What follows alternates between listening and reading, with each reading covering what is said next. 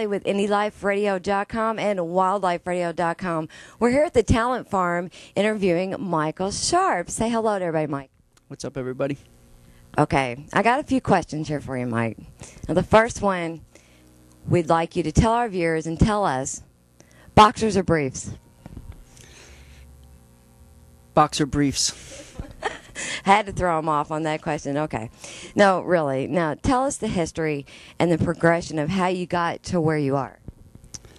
You got an hour or two? Yeah, go ahead. Well, my career started out with my band Shufly, and we did really well. We did big things, and we broke up. A couple years later, I started writing music, and I ran into my manager, Robert Aben, over there, and, with his support and guidance and goodwill, I've kept my ass alive and in the studio recording new songs, and he's pushed and we've pushed, met people like you, and, having some success now.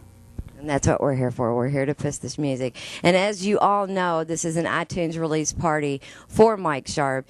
Now, can you tell us what songs were just released, and are there more to come? Definitely more to come. There's only one released now, and it's Into the Sun.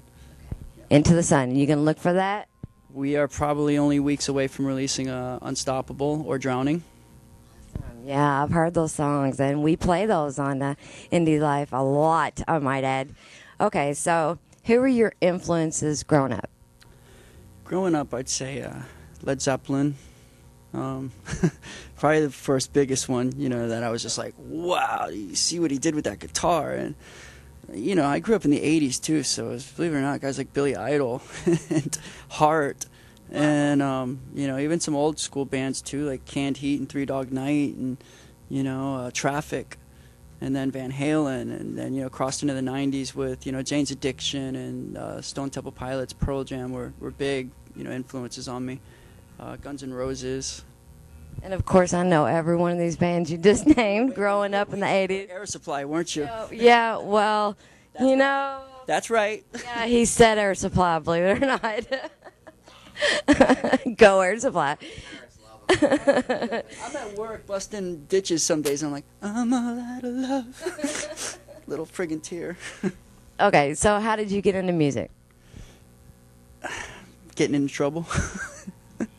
We were hell-raising rock and rollers, with hair down to our knees and getting in fights and listening to rock music. And turned out to ran into a kid who played guitar at a party one day, and I was like, you got to show me that, So he showed me a couple chords, and I picked up so fast he was just like, okay, do this one now, and he'd asked me to play the chords like an hour later, and I could play everything he taught me. So a couple years later, I was in trouble again.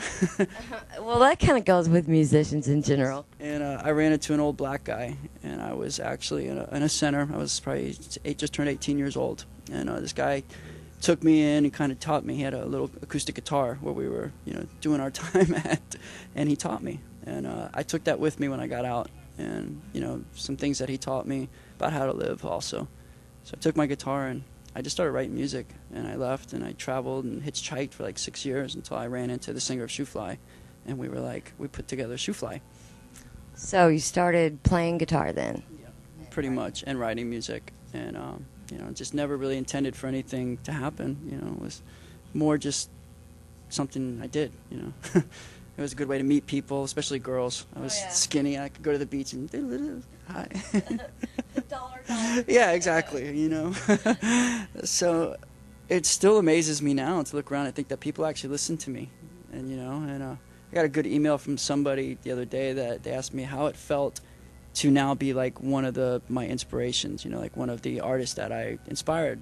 And I was like, wow, we were just talking about a perception, on the way up here, and how it's weird as an artist to think that some people see you that way, so it makes it worth it, to think that there are people out there that are listening.